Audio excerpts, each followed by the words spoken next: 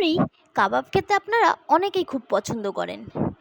ঠিক এই রকমই একটি কাবাব আপনাদের সাথে শেয়ার করব। চিকেন রেশমি কাবাব কীভাবে খুব সহজেই এই কাবাব বাড়িতে বানাবেন তাহলে দেখে নিন।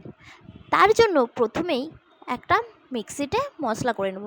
কিছুটা পরিমাণ আদা, রসুন, কাঁচা লঙ্কা, ধনেপাতা ও বেশ খানিকটা পুদিনা পাতা দিয়ে একটা মিহি পেস্ট করে নিলাম। ও তারপর আরও একটি পেস্ট করে নেব, যেমন কাজু আর আমন্ড আগে থেকেই ভিজিয়ে রেখেছিলাম, সেটাকেও একটা মিহি পেস্ট তৈরি করে নেব। দেখুন ঠিক এই রকম। এবার 500 গ্রাম মাংস আমি এখানে ইউজ করব। তার জন্য মাংসগুলো খুব ভালোভাবে পরিষ্কার করে নিয়েছি। তার মধ্যে ওই যে পুদিনা পাতা, ধনে পাতার পেস্ট, আর এই দিয়ে কাজু আমন্ড পেস্ট, আর কিছুটা লেবুর রস, আর বেশ খানিকটা পরিমাণে ফেস ক্রিম অ্যাড করলাম। পরিমাণ মতো নুন ও বেশ খানিকটা গোলমরিচের গুঁড়ো দিলাম। আপনারা সামরিচও ইউজ করতে পারেন। ও কিছুটা গরম মশলার গুঁড়ো আর বেশ খানিকটা জল ঝরানো টক দই দিয়ে মাংসগুলো খুব ভালো করে মেখে নিলাম।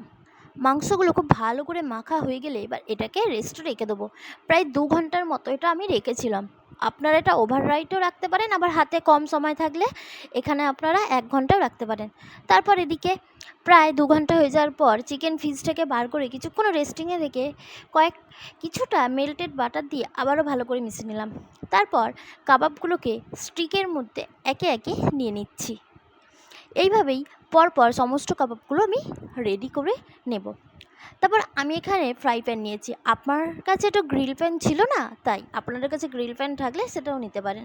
ব্যাস ওই প্যানের মধ্যে বেশ সামান্য পরিমাণে সাদা তেল দিয়ে একটু গরম করে নিয়ে কাবাবগুলো দিয়ে দিলাম ও উল্টে পাল্টে এপিট ওপিট খুব ভালো করে সেঁকে নেবো। আর ওপর থেকে কিছুটা বাটার দিয়ে সেঁকে নেবো। আর গ্যাসের ফ্লেমটা মিডিয়াম টু স্লো রাখলেই হয়। এইভাবেই পরপর আমার কাবাবগুলো রেডি করে নেবো। ব্যাস কাবাবগুলো রেডি হয়ে যাওয়ার পরে তারপর এই রকম একটা স্ট্যান্ড নিয়েছি। তার মধ্যে কাবাবগুলো সাজিয়ে দিয়ে ওপর থেকে বাটার ভালোভাবে লাগিয়ে দিয়ে কাবাবগুলোকে একটু আগুনের মধ্যে পুড়িয়ে নেব। ব্যাস এইভাবেই ওই 5 মিনিটের মতো এদিক ওদিক ঘুরিয়ে ঘুরিয়ে পুড়িয়ে নিলেই রেডি হয়ে যাবে আজকের এই রেশমি কাবাব।